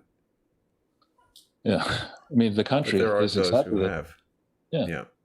Unfortunately, they include, the major networks, New York Times, major newspapers, influence shapers, etc. So indeed. Can we talk about Fredo now, Charles? Yes, please. CNN has suspended him indefinitely because of his role in trying to smear the accusers of his scumbag brother, Andrew Cuomo. You know, it's interesting when I read the texts or whatever it was, the emails, this is very similar to the approach that the people who are attempting to smear me take. They're, gathering information. They pose as news, reporters putting out things. And there's certain laws and rules about, how you can state things where they aren't actionable in terms of defamation. And if you position it as news, there's a lot that somebody in Chris Cuomo's position could do. And the problem is, this is, when Donald Trump said that the press is the enemy of the people, and then we see activity like this from one of the nation's most prominent television news anchors, it's just a factual statement. Trump is correct. Yeah, well, I mean, when I started on the project of exposing the Clinton Foundation, I got far enough that I had several lengthy phone conversations with the real investigative team that used to work in Atlanta for CNN, including the head of it, on a conference call, taking him through in an excited fashion all the things I had found. And this head person said, Charles, why are you so upset about this? He said, because this foundation is distributing drugs, I believe. Remember, CNN had done a story, Dirty Medicine, on Ranbaxy before in May of 2013. So it's not like I was uh, reporting that Fox had this story, whatever. CNN itself had published a story, and I was trying to tell them, look, what you called out as a crime is something that the Clinton Foundation was intimately involved in. So why aren't you going to take the analysis you've already done further down the football field, as it were, to the goal line and score here? I mean, charities should not be run for partisan political purposes, and they should certainly not be used as a vehicle to enrich dynastic criminal families who dabble in politics. When was that Dirty Medicine story published? I'm having a hard time finding it. All this hard-hitting news on CNN. Well, maybe it was in Fortune. I think it was in Fortune and CNN. If you try Fortune, you should get it. That we've seen, yes. I think CNN worked on that as well. They covered it as well. Anyway, so not only did they did, to their credit, say, well, why don't you go? We'd like to invite you to sit down with the great Jake Tapper and for a taping. And I did all that. We've talked about how they spiked early in June 2016. Jake learned exactly what I was concerned about, probably sent the tape directly to the Clinton campaign.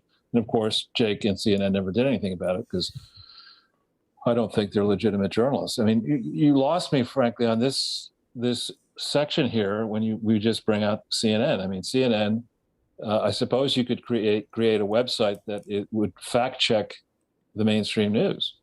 But almost every story that CNN puts up is surface level bullshit designed to protect the deep state. Here's Jake Tapper with the reprehensible John Podesta on the set of my first Oval Office. Well, you punch in Jake Tapper and Monica Lewinsky, and you'll see the article that he wrote about his date or dates with Monica Lewinsky right around the time that she was in deep trouble. Well, isn't that weird? Why is he going out with her? Yeah, there you go. I don't want to repeat what's in there, but it's really, it's really, I don't know, weird that he would write such a story. I thought there's people, but I think he also wrote a story in the Washingtonian. Monica Lewinsky has aged very well. She looks good. Well, yeah, maybe, but I think the damage. I mean, she is an example. I don't think she is blameless. Well, that's what I'm thinking about. Like, see, here he is hanging out with Podesta. How do we know that Monica Lewinsky wasn't an agent trying to entrap, somebody coerced her into doing this to Bill Clinton to get? I think that type of stuff is going on all the time. Well, remember also, I mean, what you're talking about is a period not after, I believe it was sometime in May 96, I believe, maybe March 96, March 27th or thereabouts. They were going at it hot and heavy, and then Bill's like, no. I mean, we got to cool it through the election. But they persisted with phone sex. And that's in multiple accounts. And back in 96, yeah, people had cell phones, but not to the extent we all have now. And so there was a lot of landline-based, as a guess, maybe cell phone-based phone sex going on. And I got to believe the number of people trying to scam telephone communications in Washington, D.C., right, back then was always very high. So I'm not saying she was a spy, but as a guess, her dalliances with Bill and Bill's dalliances with other people while in the White House were not a secret at all. And the only question is how many different people knew about it, different agencies and private citizens knew about it. And was it the case that Epstein found out about it and said, we can work with this dude. Right. Once he's out of office, we're going to go to town. Just download some presidential porn here, Charles. Oh, Right. I don't use email, but maybe somebody will invent Pornhub before I finish my term. Right. And so, the risk profile that Bill has taken his whole life is an encouragement to unscrupulous people who look at this track record and say, look, if this guy is going to be inviting multiple people in the Oval Office, you've got a short list of people. If Eleanor Mondale's not there, well, let's get Monica Lewinsky over for an Easter Sunday Easter egg roll, as it were, behind the Oval Office. If he's going to do that kind of stuff and then graduate from that to saying, you know what, nobody checks these charities. I made sure that I put this team in Justice and IRS and the Arkansas state government. Nobody's ever going to unpack what I'm doing with these fake charities. And, I got to get paid here. I got mouths to feed. I got mouths to do other things that need to be paid. I got people that get dressed and undressed, and I got to fly around in private planes and eat well and live well and whatever. And, if he gets away, this record stands. Get ready for a foundation that steals $1 trillion, because that's what's going to happen next. Yeah, I hope something is done. Here's an article from The Sun alleging that Bill Clinton told Dead Ep that he was sleeping with Monica Lewinsky. Seems like they were very close friends. The question came up in the chat. Did Epstein have anything to do with Monica Lewinsky? Bill Clinton told Jeffrey Epstein he slept with Monica Lewinsky as she was the only girl in the White House for the government shutdown. Yeah, now what's the date of that? This article is from May 28th, 2020. But Bill Clinton told Jeffrey Epstein he slept with Monica Lewinsky because she was the only girl in the White House. That's how discerning he is. All the ashtrays were full. During the 1995 government shutdown, a new book claims late pedophile. He was always on time with the pedophilia, but he's dead now. Epstein reportedly claimed the former president made the remark during a flight to Africa on Epstein's private plane in 2020. 2002. Sorry, 2002. Right, yes. Now, wait, let's not jump over this. When you offer a charity the use of your private plane, that's a donation in kind, right? And you have to, if you deduct that on your tax return, you have to, make sure your personal tax return is right. And the Clinton Foundation should have reported a gift from Epstein of the value of these donated services, or alternatively, if they paid for them, which they didn't, you would see a large expense for that trip. Now, in 2002, what he's talking about there were 26 known trips so far in the period starting in 2002 through about 2000, I think 5 or 6. We don't know if those are all the trips yet, but those are at least some that have been admitted. And certainly the cost of flying the entourage around Africa in a private plane would be in the hundreds of thousands of dollars. I don't think it would be in the millions back in 2002, but it would just the cost of the flights and the taxes and the landing fees, airport fees, right? All that stuff, and insurance, and the crew and everything else. And but there's Charles, no such. It's Alana Goodman's book that makes the allegation. Right, a convenient death. Yeah, we've talked about that, and she's more coming on that. I mean, without getting too far into, one of the places they went on this trip later was to Norway to beg for money from Norway to fund the HIV/AIDS operations that were never authorized by the IRS for the Clinton Foundation. So there are records inside all these different countries of the other side of the equation, i.e. the Norwegian prime minister, who is under the former prime minister Bondevik, who's now Magnus Bondevik, who's now under pressure from many different quarters for suspicious activities involving foundations and other things. There are records in Norway that people are going to get, and there should be records across the world wherever these guys landed. There should be records with the Secret Service, because there had to be Secret Service people protecting Clinton on that trip. And then, I'm surprised Weinstein wasn't along for the ride. You get, Spacey's on that flight, and Epstein and Bill, and what was that? It's like Chris Tucker. Was it the sexual predator's ball, not the I don't know predator's that ball? Chris Tucker has been implicated in anything, but certainly Kevin Spacey has been in many. And I mean, what is he doing hanging out with the president? I guess he could be friends with him. He's an actor. But Epstein, for sure. I mean, what the hell? Yeah. He's certainly a predator. Yep. There was some kind of dust up with Netflix and Kevin Spacey over that House of Cards show. Some kind of lawsuit or something. Yeah. Not that important. But going back then, I'm now pulling a Jason on you. Going back on the Ghislaine Maxwell trial for a second, one of the things that I think that's going on now is that if we think back to, say, 1999, and you and I spoke about this on the phone, but not on the show, we think back to 1998, 99, you would read an essay or an interview with Bill Gates explaining what Bill Gates thought was the future for technology over the next 10 or 20 years back then. He was a nerd. He was aggressive in business. He was under antitrust or soon to be under antitrust, investigation. But back in 98, 99, you'd say he's a nerd who's made a lot of money in technology. So maybe he knows something. So let's listen to him.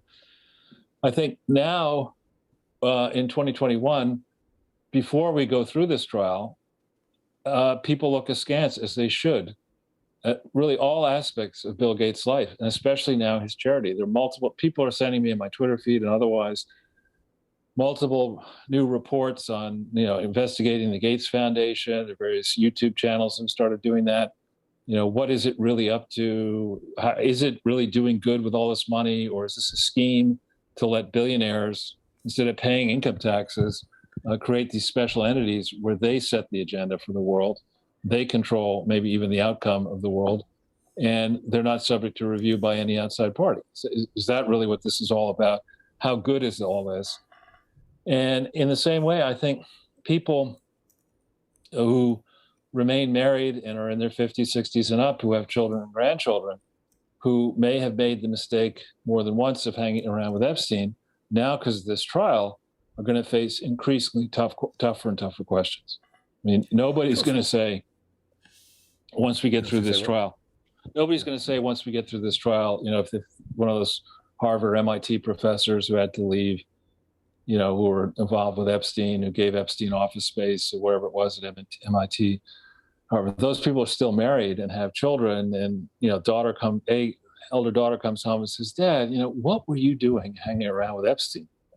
You're a Nobel Prize winner. How could you not have known that this guy was an idiot and a predator in 2014 when you started seeing him?" I mean, nobody check? The Nobel organization is actually a front for nonsense. Now, Charles, this is interesting. Have you heard this allegation before, that Epstein told the victim he was trying to clone himself in a lab in Mexico? Yeah, I mean, I don't doubt that this guy, Epstein, told all kinds of tall tales. I mean, well, but wait a minute now. That's not that far-fetched, because if you remember, I mean, the concept of mammalian cloning is decades old. That Dolly the sheep was cloned in Scotland in like 1997 or 1996. So the notion that they could clone a human, I mean, it would seem similar techniques could be used. I think it's primarily the medical ethics that prevent this type of research from moving forward. And it causes me to recall that statement by Brett Weinstein where he said that Epstein was the go-to guy, that if you were doing truly innovative research that for whatever reason the mainstream could not finance, Jeffrey Epstein was the guy to go to. And then I know you're going to find this sensational and perhaps crazy, but I find the resemblance between Bill and Melinda Gates to be just remarkable. Well, Jason, before we go into that, I'm not a medical person, but a lot of times as people age, as couples age, I know a lot of people who, over time tend to, the woman cuts her hair more shortly. She may, they start even dressing similarly, whatever. That's a lot different than cloning. And with Epstein, whatever Brett Weinstein, I'm not sure who that is, told you, I think that's a nice way of putting it. I think what Epstein was adept. If you've got an illegal project that is morally questionable or ethically Right. questionable or both, that you would like to do, but you'd rather not get exposed or supervised by, the FDA or, some, in theory, regulatory body with teeth. We have a way of doing this experiment in Rwanda Mexico. or Mexico or somewhere else where nobody, there are laws on the books saying you shouldn't do this.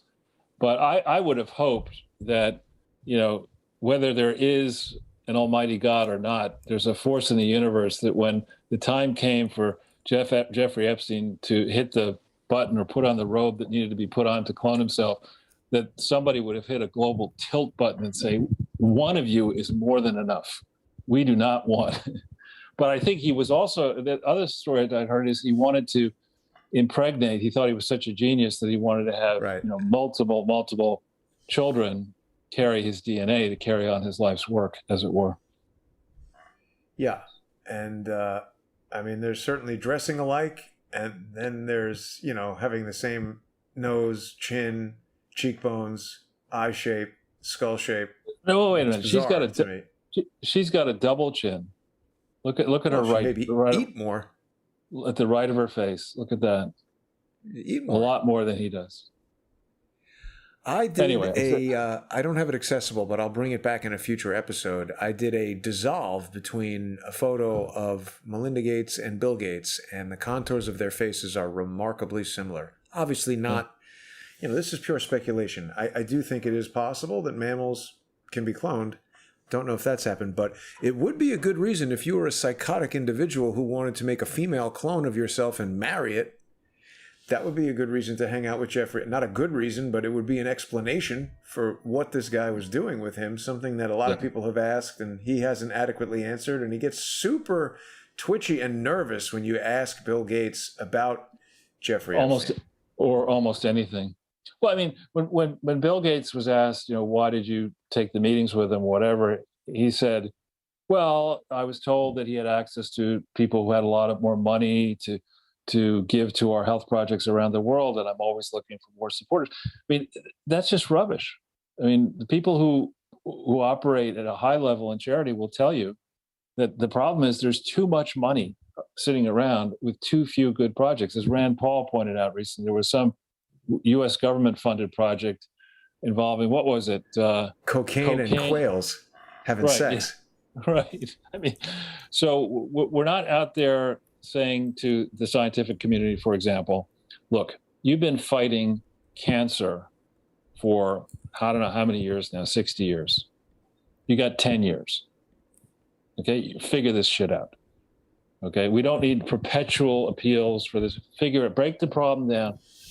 Let's really figure this out, okay? And if we can't figure it out, let's just agree that we don't need to spend more money on it because we're not smart enough to figure it out. But to be constantly spending all this money and no oversight and to have a guy who's the richest guy on the planet when that remark was made, he is constantly being besieged by people. All Bill Gates has to do to get money is to say, this project is so important, I'm putting up $500 million for it. Warren, how much are you putting up? Bezos, how much are you putting up? Elon, how much are you putting up? Pick a list. He does not. I think Elon Musk hates Bill Gates. Okay, well, there's a number of people who want to be in the same sort of, category as the old Bill Gates was before his luster dimmed. But that's all he has to do. He writes the first check and a flood of money comes in. He does not need some guy who never got a college degree. Of course, he never got a college degree, but some guy who has really done in Epstein nothing productive in his life. And it's just a gigantic moral failing or a failing that Bill Gates would have taken a second meeting with this guy, let alone a first. Yeah. You have a little clone tech support. So I think, this trial may come to a premature and unfortunately, unsatisfying end, maybe, but equally, step by step, they're building the case. They're back in 2002. I like seeing that. And we haven't heard the end of Durham yet. And meanwhile, to go back to the art department and your fantastic poster, I mean, goofball it would be a kind description of Joe Biden.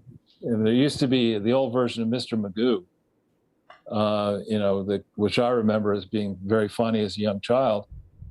The old cartoons, Magoo was basically blind. He's driving a car, causing all kinds of accidents. That's Biden. Biden's going around the country now. Everywhere he goes, more and more people are doing the FJB sign and let's go, Brandon. And, you raised our oil prices and Trump actually won. I mean, he has fooled. The only people he's fooled are the people who are dependent on him for a paycheck or a grant. Ice cream salespeople. Exactly. Jill. Yeah. I don't think she's fooled. She's just going along with it because what else is she going to do? You mean the Camille Cosby approach? Well, right. This guy's going to die pretty soon and I'll be able to enjoy all these houses. Right. Without Charles, him. I have a feeling that this study that Rand Paul is talking about was a way for scientists to just get a bunch of free cocaine. That's preposterous. Yeah. I mean, if you went to a cross section of the country, so what we want, we told you that we weren't going to raise taxes on anybody but the millionaires and billionaires. Then we changed that and said, well, actually, we won't raise taxes. It's going to be everybody. Well, we first said it's only going to be people making less than $400,000 a year, over $400,000 a year. So that's not a millionaire or a billionaire. Then we suddenly say, actually, because of inflation is a tax, okay? And we've embraced inflation, something we fought a long time against beginning in 1981, and we had really whipped inflation by sensible initiatives and by just how the world turned out. But then this moron decides to break the country, basically, and unleash this inflation, which is, I saw it. I mean, you haven't complimented me yet on my haircut, but the cost of my haircut went up 30%. I just thought you increased the size of the hat. No, I put the remaining hair under the hat. No, I lost some weight. I lost some weight at the barbershop. But anyway, the cost of that thing, it went up a fair bit. 30%, as I said, 30%. And so that's my haircut cost went up a lot as well, too, because the shop owner said that there were all these things happening that prevented people from coming and the business was in danger of closing. And actually, I've been going there more frequently because I value that business and kind of almost like giving the guy money. It's kind of approaching too expensive. But that's why it's so insidious. I mean, and that's what happened back in the 70s.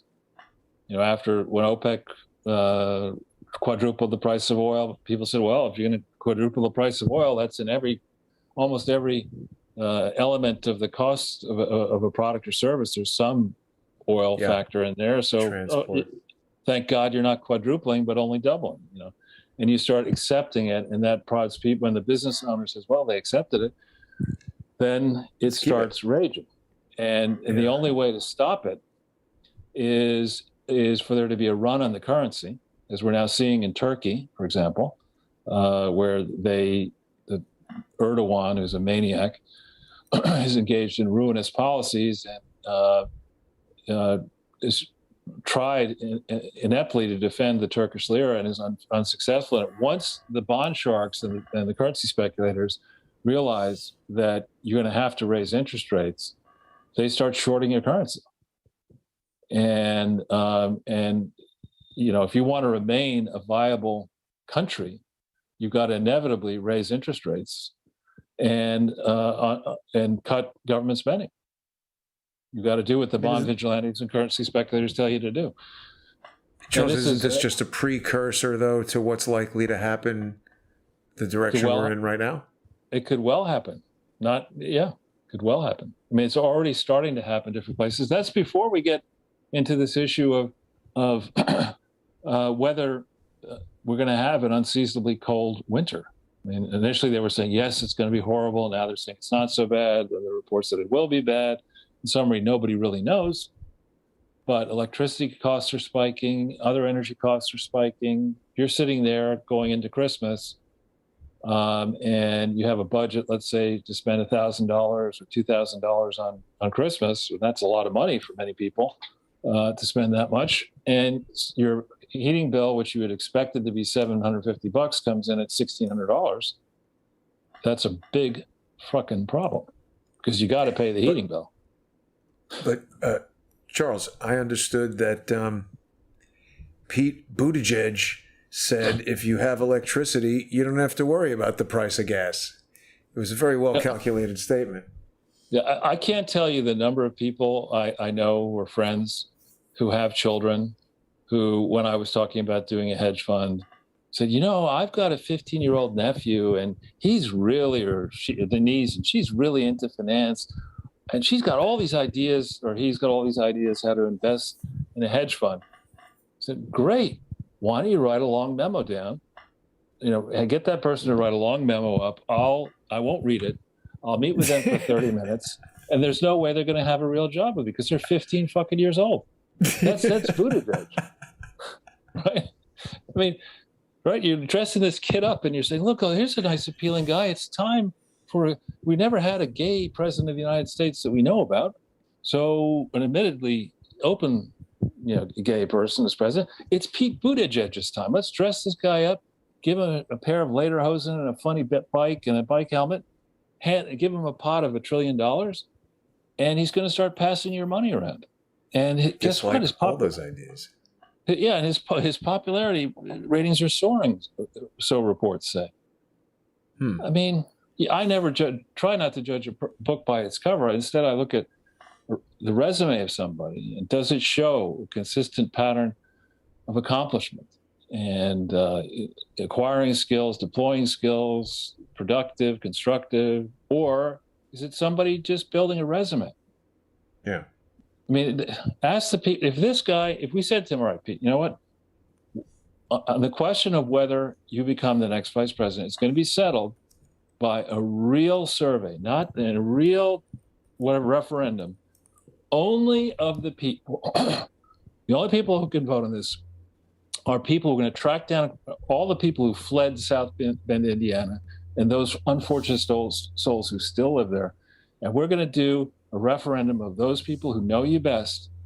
And we're going to ask them a simple question. Based on Pete Buttigieg's track record oh God. Bend over. Indiana. In South Bend, based just on his tenure as mayor, is Pete Buttigieg A, qualified to be reelected as mayor, B, vice president, C, president? And I think you get like 85% of the people in South Bend saying, no fucking way should this guy be vice president. I'll venture to say that if you did a referendum in South Bend of Democrats only, you probably get the same result. That the people who know him best think that he's a moron and he's dangerous and unqualified to be an executive. Yeah. Kind of like Kamala, not so funny Harris. Yeah, it's the new normal, being totally unqualified and a dope. Well, it's this idea of, it's they're white men, white straight men have been in power for too long, so now it's Hillary's turn. Well, that didn't work. Okay, so now it's Kamala Harris's turn. Well, that's not working. So now we'll get Pete Buttigieg. That's not going to work. No. Well, Charles, we've been on for nearly an hour now. Sorry, I didn't mean to interrupt you there. For just an hour. That's 2 hours. 2 hours. Oh, 2 hours. Okay. Yes. So that's more than enough. What I was going to say, though, is, what I think might be interesting to try if we didn't have, if we had reformed the military and we got Milley and people like Milley and the wokesters out of our military, so that we could be certain we would be protected in the following scenario, I'd be in favor of having an apolitical, fully trained military that understood their goal was to defend the interests of this country, predominantly inside our borders, and respect our alliances to the extent we want to continue to support those alliances, and be all set for all of that, reduce the footprint dramatically, not just of the federal government, but of all government spending, and then try and experiment with saying, you know what? What if we had Congress meet every other year? We'll have one whole year where no Congress, no Just Senate, do nothing? no House, no new initiatives. Let's just work with the laws that we have. Go back into your district. No lobbying. No lobbying, none of that. We'll do a budget for 2 years, so that's covered. But for 1 year, no new initiatives of any kind out of Washington, D.C. None. Just make sure that what we're doing already, what we paid for, works. Okay? And similarly, you'd say perhaps to the executive branch, we don't need the same level of bureaucracy inside Washington, D.C. Go back to the Trump plan of moving these departments outside of Washington, D.C. Put the Interior Department in the far west. Put the Department of Education on the ash heap of history. We don't need it. Right? I mean, but you just systematically go through these things. I'd really be in favor of something like that. But instead, when you look at the record of spending, non-military government spending in this country, it has gone up so rapidly from 1989 to the present, and that's the crisis here. Yeah, that money is not spent effectively. Anyway. Exactly. Well, anyway, Charles, not to throw in something completely unrelated at the last minute, but I will. People in our chat are talking about how this George Stupidopoulos interview with Alec Baldwin, just even in the preview, Baldwin says that he did not pull the trigger. So, I mean, when I first heard that he was doing this interview, I said to myself, that seems like a fairly bad idea to do an interview about this thing while there's going to be a trial. I'm sure there's going to be a lot of trials, and there's an ongoing investigation and everything. So this seems like another one of these kind of like social engineering efforts to do some PR on TV and put this notion out there. I mean, he didn't pull the trigger. How did the bullet fly out of the gun? It just had to leave. But no, it's not my area, but I think what I'd say about Stephanopoulos is a fraud, frankly. I mean, he's a Rhodes Scholar. He attended the Clinton Global Initiative. He contributed to the Clinton Global Initiative. He was a false friend to the Clintons initially.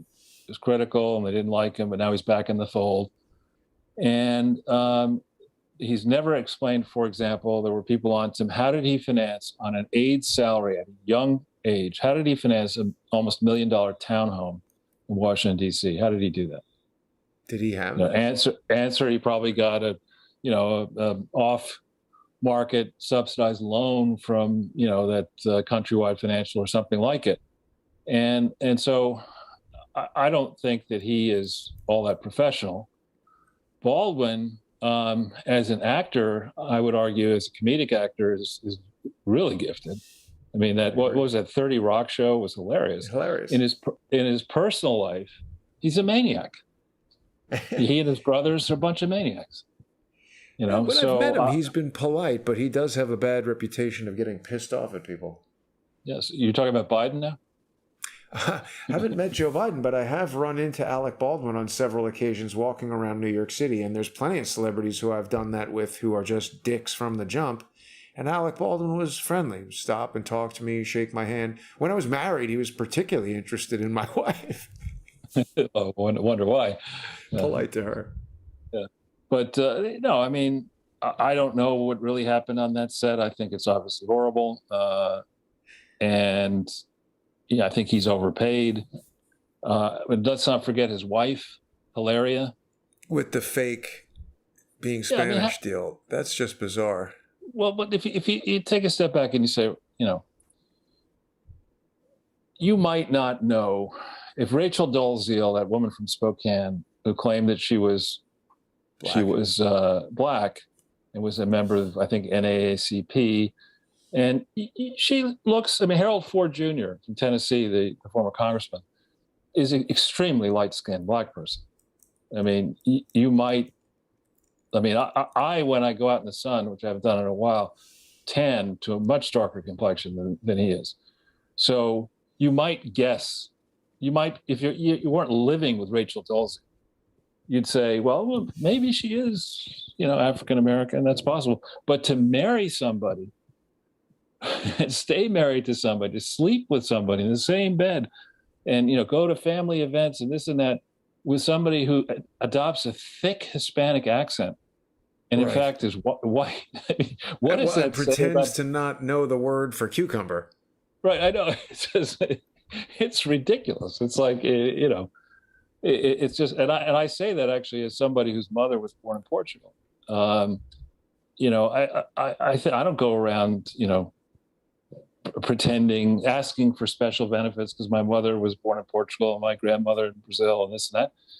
But to say that the way I'm going to attract a hunky husband is he likes Hispanics or whatever. I'm going to pretend that I'm Hispanic and I'm going to speak in a heavy accent. Who does that? Crazy person. I mean, it's ridiculous. Indeed. Well, we'll have to see what George Stupidopoulos says to Alec Baldwin, on the ABC show tomorrow. I think something weird is going on there. But Charles, I want to thank you for another great episode and thank all of our viewers. I had a really interesting interview yesterday with the Lawyers Committee for 9/11 Inquiry, and Richard Gage has joined them, and as well as a filmmaker who is involved in making a documentary with them and has previously made a documentary about the TWA Flight 800 explosion. So I was very interested to learn a lot of the things we were discussing. People can still see that. You can catch us on rumble.com, on odyssey.com, and of course, people can sponsor Crowdsource the Truth by going to subscribestar.com/crowdsource the truth and patreon.com/crowdsource the truth. I'm going to be back later tonight at 8:30 with Lee Stranahan for another episode of High Dive, and people can see that on the sponsor exclusive only on Subscribestar and Patreon. So Charles, I'll speak to you soon. We'll be back on Sunday, and I'll see you